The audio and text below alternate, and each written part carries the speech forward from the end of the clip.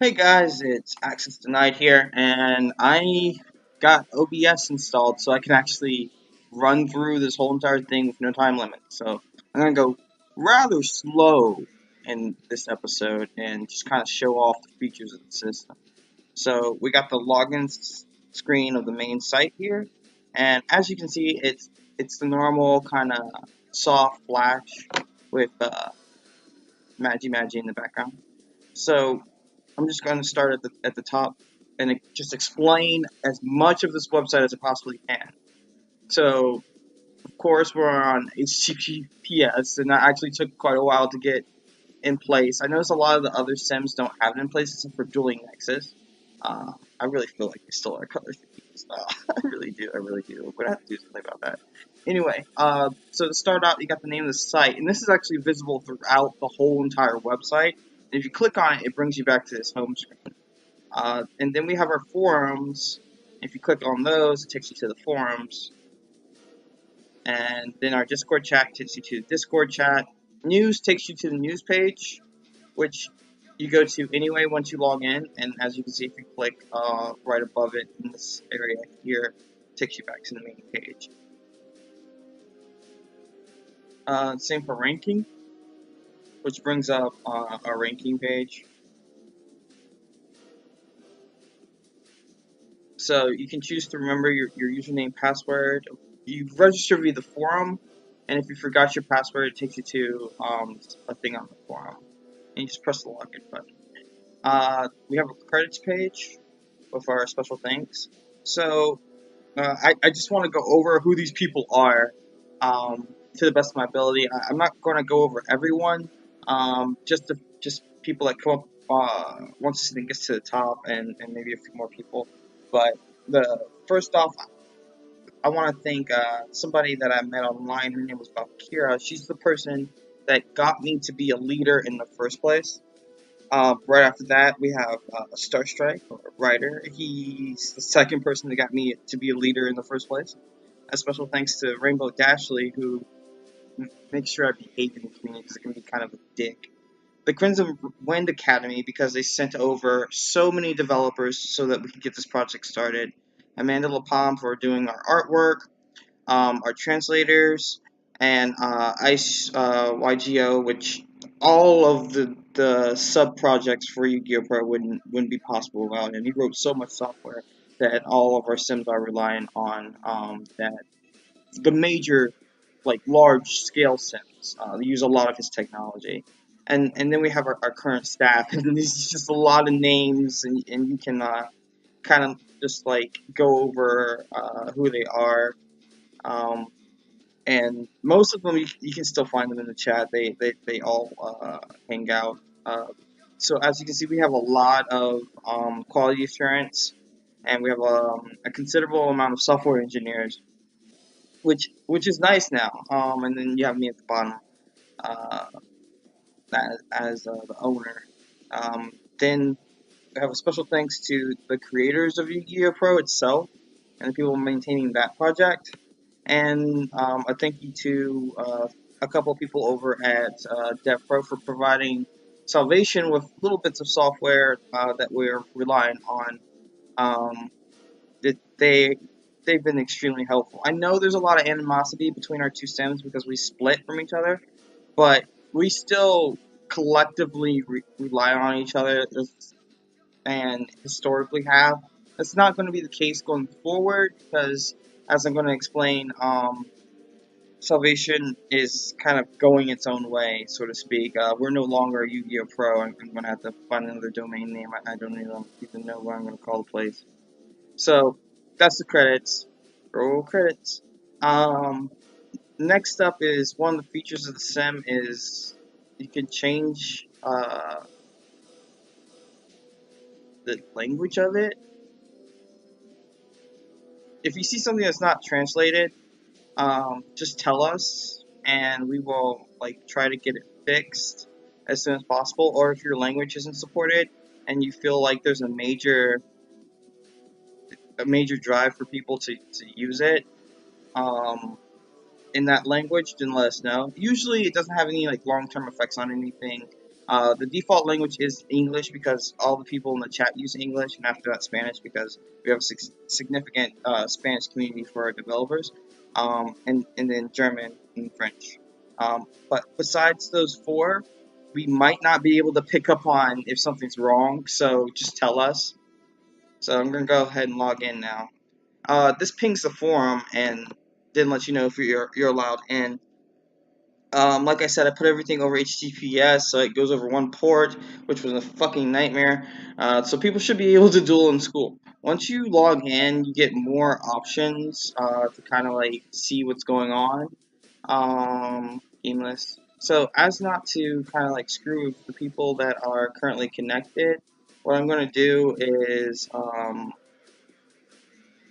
go over to the local version that's actually running on my computer. So it's literally just me right now. And I'm going to go ahead and log in here.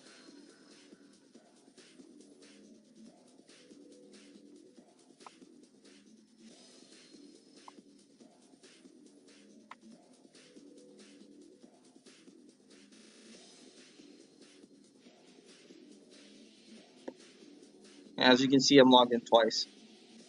You can see there's a little bit of a delay before it detects that somebody's online. So, uh, like I said before, you have the news, and it sends you to the news so you can actually know what's going on. This is linked to the forum. It grabs like a news feed and just displays it here, which gives us a lot of control over what gets into the news. We can be very agile. We don't have to have staff like go into a special page or special permission to do a bunch of stuff. It's just linked straight to the forum. A lot of the features for the site are linked directly to the forum. And that is the only part of the code base which isn't exposed, but there's enough of it exposed so you can understand the API. So, like, if you need to recreate those things, like, say, if you fork the software, you can do that. So, once you get in, the first thing you need to do is go to deck edit. Um, and upload a deck. I've already done so for myself, so we're not going to go over that. But once you're in here, it's a pretty standard deck editor. We're still working on it. It's not where we want it to be. There's a few like quirks with sorting that we need to work out. Once it becomes a priority again, there's some alignment issues, coloration, spacing. On some people, they need to zoom out or zoom in order for the cars to show up. So there's issues with that. Just making it so that it fits on more screens is an issue that we're having right now. So eventually we'll get that, but all this is pretty dynamic and it works pretty well. You can definitely build a deck, but like I said before, you can upload a YDK file. Also, it prints out for forum view. Uh, I'm probably going to enhance this later on. I'm not really sure just yet. To just like drop me ideas. We've implemented link monsters, as you can see here. And they're pretty badass, I have to say. Um, so that's the deck editor.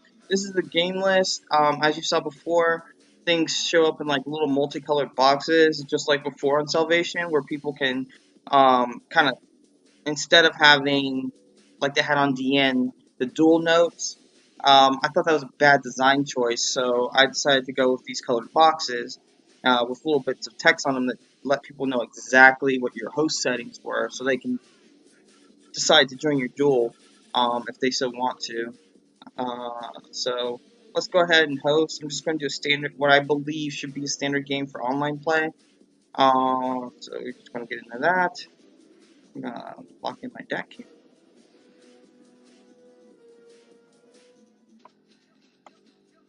So this is a green duel. It has the TCG, OCG, and then if you look closer, it shows that I want a single with the latest ban list. Lock in my deck here. It's a different deck. It shows that I'm locked in down here in the chat, and then I could talk to myself here, but you can talk to your opponent. And ooh. So now we're in. And as you can see, this is a dual field. Now, my intention is for you to communicate what you want to do here. You can play. You can't play rock paper scissors. Um, that's something I'm gonna have to implement. But you can also roll or flip, which is what most people I know do. So I'm gonna do a flip slash flip. It shows I flip tails, roll, and it shows I roll the one. I'm gonna go ahead and draw 5 here, and the cards just come straight out. And I'm gonna draw 5 here.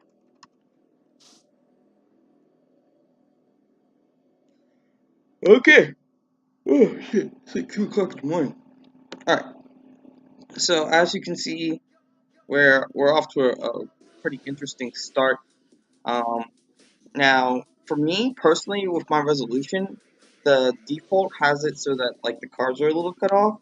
So I can actually zoom out with this pretty far, and then I can also tilt the screen.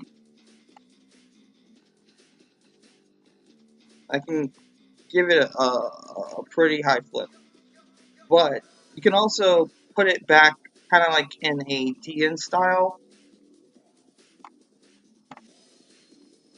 and that's how we're going to have it here right now. So a lot of people are more comfortable with this way, and that's perfectly fine. It's just that, you know, like you can kind of like see how many are in the deck, and it looks a little weird. That's why I don't really have it like that all the time. But once you click the deck, you can flip the deck over. It's a little bugged out because it requires another action.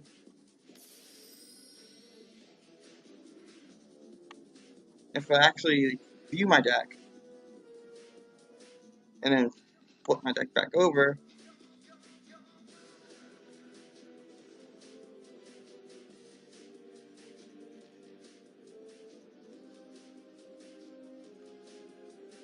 you can see that it was flipped and improperly flipped at that. So we do support convolution of nature.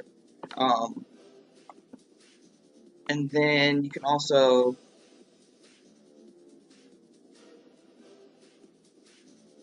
could be a random card option. Flip, reveal top, bottom, random. Here we go. Reveal random card. And it reveals a random card from your deck for a Spicy Spy. You can also put decks into it face up, but that's only for like pair side. So we do allow for that. I tried to implement as many cards as possible, which was not easy in some cases. But everything should be in here. So when you click a card, it filters through and tries to figure out what that card is and gives you some options, much like DN did. So it allows you to fully duel. So I'm just gonna send this to the graveyard, and the card just kind of floats over there. Send this one to the graveyard too. Floats over there. And I'm gonna banish this one. And I'm actually gonna activate this field spell. So when you personally activate a field spell, like the first time, it takes up the whole thing. So we did add that feature. That's a fairly recent one. And then I'm gonna normal summon. And you can actually pick where you want to place a card. I don't know if Dueling Book has that yet. I know DN didn't have it over the course of most of its duration. View Graveyard, Special Summon, Attack Mode. And then I'm going to XYZ Summon. I'm going to move this card to this zone, overlay this card on top of that card.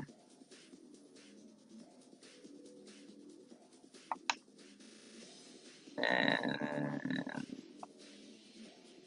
then overlay this card on top of these.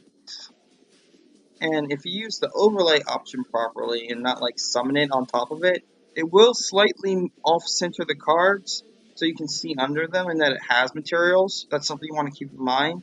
But I've seen people just move the card on top and just call it a day. But when that happens and when it's properly XYZ summoned, you can also still view it. And that's something that your opponent can do too. So they can still see. So I also have control over these. But conversely, I also made it so that my opponent has control.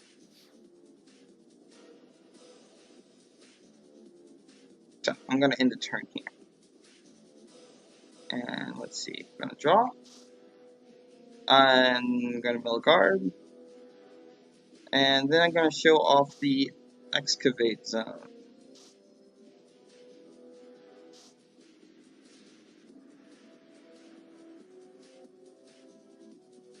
I like this card. This is a pretty sexy card. Okay, I'm going to reveal this card and add it to my hand.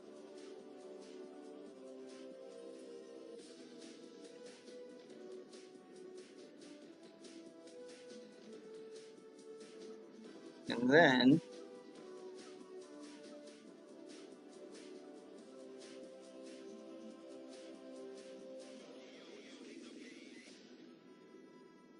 put that on top of my deck. And put that on top of my deck. And that was just Pot of Duality.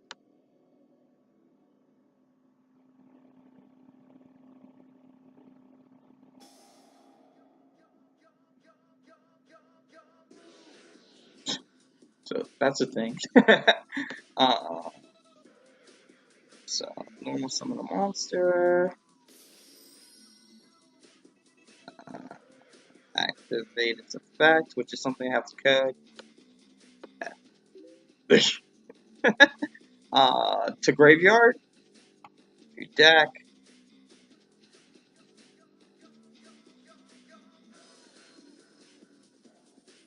Special summon an attack mode. And shuffle my deck.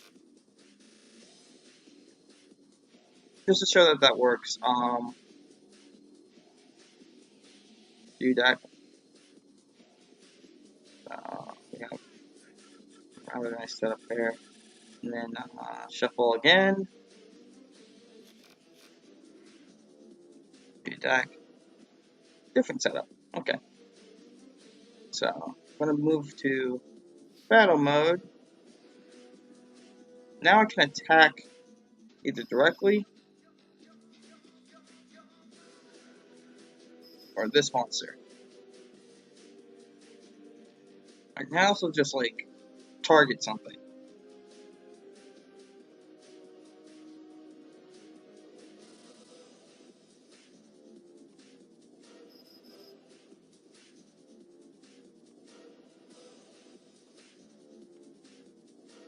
Said something.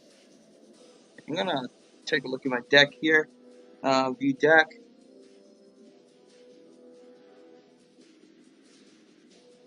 Here we go. This is one of my favorite cards. I'm gonna activate this from hand.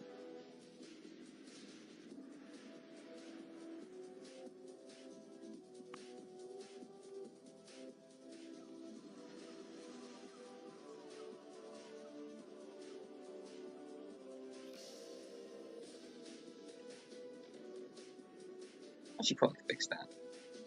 Yeah, I definitely need to fix that. That kind of like gives away what the card is. That's a bug.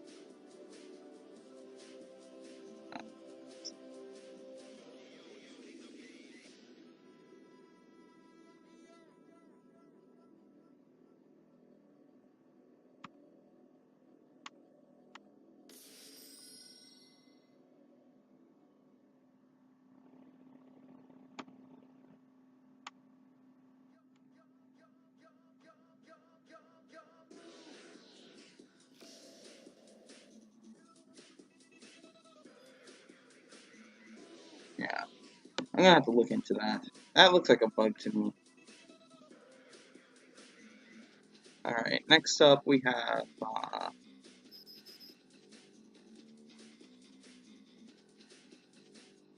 change cards to defense. Add counters to cards. There's only one counter set. I'm gonna have to make it so there's multiple. There are so many different types of counters, so that's definitely a problem. I'm gonna have to like do a lot of code to kind of like figure out what cards need to be on the field so that you can have counters on them. I'm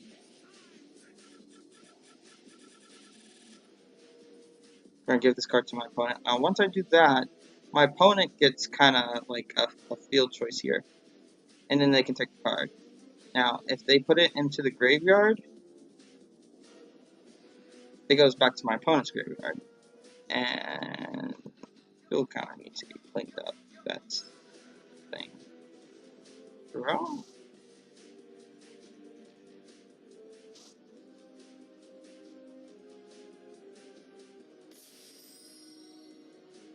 Yep, need to fix that. Okay. Whew. Time for beer. Alright, so over here we can change life points, sub 4,000. And there's a nice little animation that goes along with that, and so forth. You can create tokens. You can actually create different types of tokens. So let's look for a goat token. Oh, that's a C. Goat. No? Scapegoat token? Don't know. Oh. Sheep token.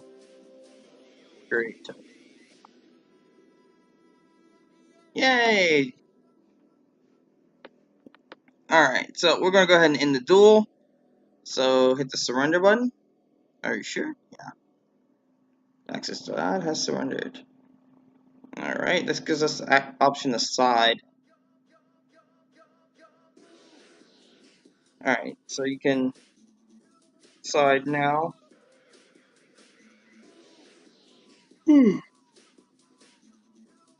Once you're done siding, hit finish siding. It'll say you've locked in your deck, your opponent's still waiting, please wait. Finish siding. Locked in deck. And it restarts the duel. So that's that. Alright, so gonna just surrender again. And then that lets you out of the duel. You can't leave the duel until that's happened. And you know your opponent has left because this won't be there. We'll make that more apparent in the future. That's on our to-do list, like within the next week or so. So that's most of the system. Yeah, we haven't even started on this. We haven't even started on the customizer. We actually have a whole like built-in way of editing the database that we have to rebuild out, and a little Easter egg of Magic actually popping up. It's pretty nice. We actually have power mode, which just lets us run straight up SQL. But yeah, this is basically the system. Everything there is to the system. I can't show you like too much more because of I'm an admin on it, and like when I do stuff, like you guys are supposed to know about how I did that. But that's just about everything. I really feel like the system is fully featured enough to be like, say, a replacement for YVB, how YVB was back in the day.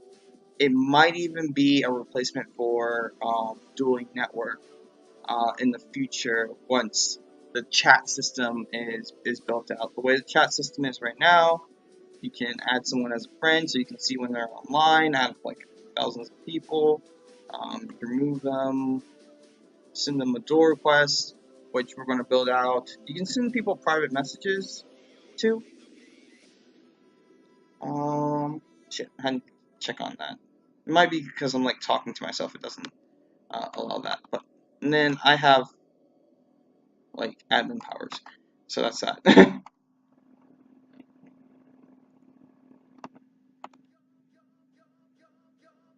All right.